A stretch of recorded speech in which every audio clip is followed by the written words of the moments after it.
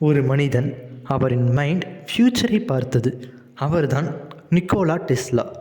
அந்த காலத்தில் எலக்ட்ரிசிட்டி புதிய விஷயம். பலர் டிசி கரண்ட்டை மட்டுமே நம்பினர். ஆனால் டெஸ்லா ஒரு டிஃப்ரெண்ட் ஐடியா சொன்னார். ஏசி கரண்ட் தான் உலகத்தை மாற்றும் என்று. அவரின் ஐடியாவை பலர் ரிஜெக்ட் பண்ணினர், கிரிட்டிசைஸ் பண்ணினர். அவருக்கு கிடைத்த சப்போர்ட்டும் மிக குறைவு தான். ஆனால் அவர் இமேஜினேஷனை விடவில்லை. பின்னர் ஏசி சிஸ்டம் உலகம் முழுவதும் பயன்படுத்தப்பட்டது. இன்று நம்ம வீடுகளுக்கு வரும் எலக்ட்ரிசிட்டி அவரின் விஷனை ரிஃப்ளெக்ட் செய்யும் கூட சொல்லலாம். அவர் சொல்லும் லெசன் என்னவென்றால், ட்ரீம் பியாண்ட் லிமிட்ஸ். டெஸ்லாவுக்கு மணி முக்கியம் இல்லை, இன்னோவேஷன் தான் முக்கியம். பல inventions, wireless energy idea, advanced electrical systems. ஆனால் வாழ்க்கை ஈஸி இல்லை.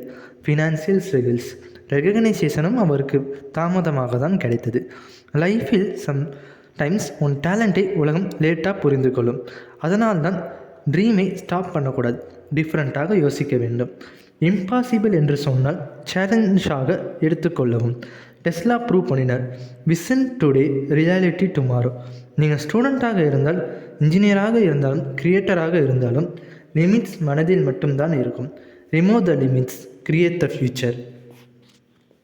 ஸோ உங்களுக்கு நிக்கோலா டெஸ்லா பிடிக்கும்னா கமெண்ட் செக்ஷனில் என்டின்னு கமெண்ட் பண்ணிட்டு போங்க.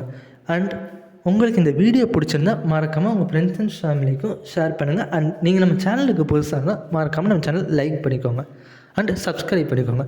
100 days 100 மோட்டிவேஷனல் சேலஞ்ச் நம்ம சேனலில் வந்துக்கிட்டே இருக்கும். ஸோ நீங்கள் நம்ம சேனலுக்கு புதுசாக இருந்தால் மறக்காமல் லைக் பண்ணி, ஷேர் பண்ணி, சப்ஸ்கிரைப் பண்ணிடுங்க. தேங்க்ஸ் ஃபார் வாட்சிங். இதே மாதிரி அடுத்த மோட்டிவேஷனல் ஸ்டோரியில் வந்து சந்திக்கிறேன். Tata, bye by.